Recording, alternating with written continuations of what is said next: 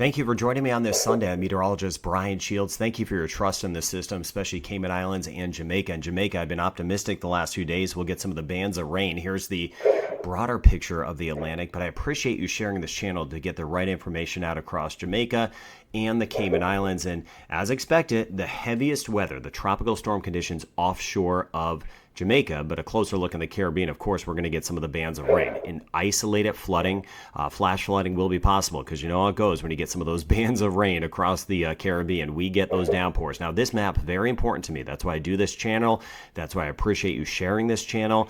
Safety is the reason I do this. So full preps ongoing across the Cayman Islands, back into Cuba, and then we're monitoring this system as far west as New Orleans and as far east as the Bahamas because down the road it's so uncertain, and initial preps are ongoing as you swing up toward Florida. So again, the long-term projection of this system, very uncertain, and look at why.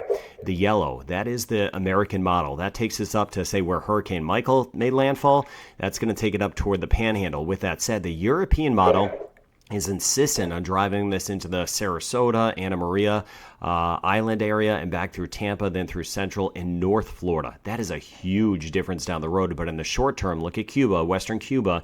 They all drive an intensifying hurricane right over the western end of Cuba. And again, just kind of skimming by us in the Cayman Islands. So I'm going to break this down further in this video. Both of the models and the steering conditions for this system. Right now in Jamaica, there are no tropical storm watches or warnings, and that's what we've been talking about for about 3 to 4 days on this channel, how that would stay to the south and off to the west, and that's the case, but we still get those outer bands working in. Hurricane warnings are up for Grand Cayman, tropical storm warnings out for our smaller islands, and then lifting up toward Cuba, hurricane watches will become hurricane warnings, and as it moves into Cuba, it may be rapidly intensifying. Worse weather stays well to the east of Belize and even the Yucatan Peninsula, but higher seas, of course. These are the tropical storm force wind probabilities, of course, very high down the road, but more so down the road, we're going to be watching out for the possibility of those hurricane conditions with an intense system.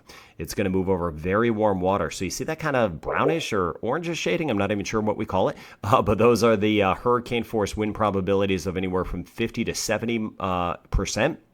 Simply put, as we get into Cuba, we have a very, very high chance of hurricane conditions at this point. I'm going to break that down further. Now, some tropical storm bands trying to work into Jamaica now. Of course, we have that. And then the worst weather Sunday night into Monday, moving into Grand Cayman, Cayman Islands, and then after that, throughout the day on Monday, working its way into Cuba. And then after that, highly uncertain where this system goes. And you can see it right here. Look at this map. It gets crazy down the road, those crazy spaghetti models.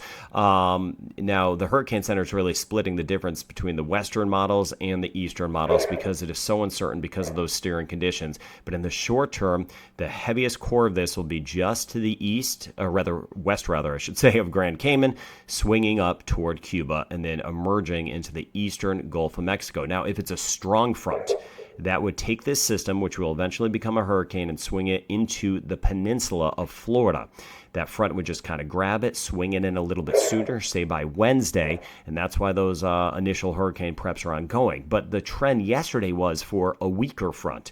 And that's why the Hurricane Center has been shifting that track more and more to the west. Now, if it's a weaker front and then high pressure builds into the north, that would take this system, move it into the northeastern Gulf of Mexico as a very powerful hurricane. But then it would slow it down. Then there could be some wind shear that could actually weaken it before landfall. So you see all the variabilities, just so much down the road to kind of think about. But as I always tell folks and tell my friends, it's the good thing about hurricanes is we see them coming. Unlike I always feel for my colleagues having to forecast tornadoes. Those are incredibly tough, but we see this coming, so we'll make those preparations and adjust as necessary. Here's the American model. Let me take you out in time here. This is by the time we get into tonight. Worst weather off to the west of Jamaica, but some of the bands of rain working in. Then tonight and tomorrow, the worst weather moves into Grand Cayman, some tropical storm conditions on the extreme east side of the Cayman Islands, and then at this point tomorrow morning through the day could be a rapidly intensifying system, powerful, potentially major hurricane moving into western Cuba.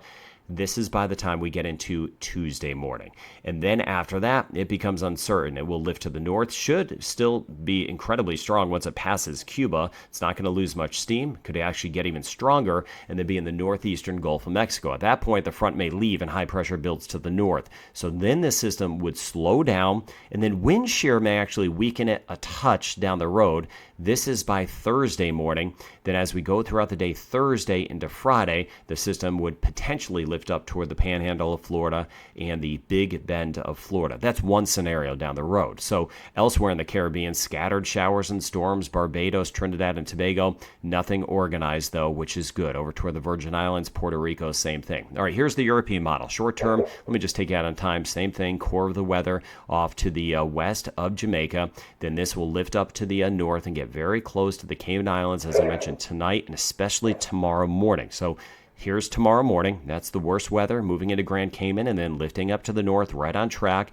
This is by the time we get into Monday night, pushing from Grand Cayman, lifting up to the north at that point into Cuba. Then as we take you into Cuba, we could have that intensifying hurricane that rolls onshore. And then after that, as I mentioned earlier, the European model, that sees a strong front grabbing this thing and eventually swinging it into the peninsula of Florida on the day on Wednesday. So we're looking at about 3 to 4 days from now. So if it gets into the peninsula of Florida, that would be by about Wednesday into Thursday, because once again, the system would slow. But the American model, again, was off to the west. Now, if this scenario happens, though, we could get some rain bands moving into the northern Bahamas and some tropical storm conditions through the northern Bahamas, but it's still going to be a wait and see. So back to Jamaica, yes, some bands of rain and storms, localized flooding, but the core of the system, south right now, and it will be to the west as we go throughout the day. Just please be mindful of some of those stronger thunderstorms with some of those outer rain bands. Hurricane warnings up. Here's Grand Cayman. We're going to be dealing with power outages.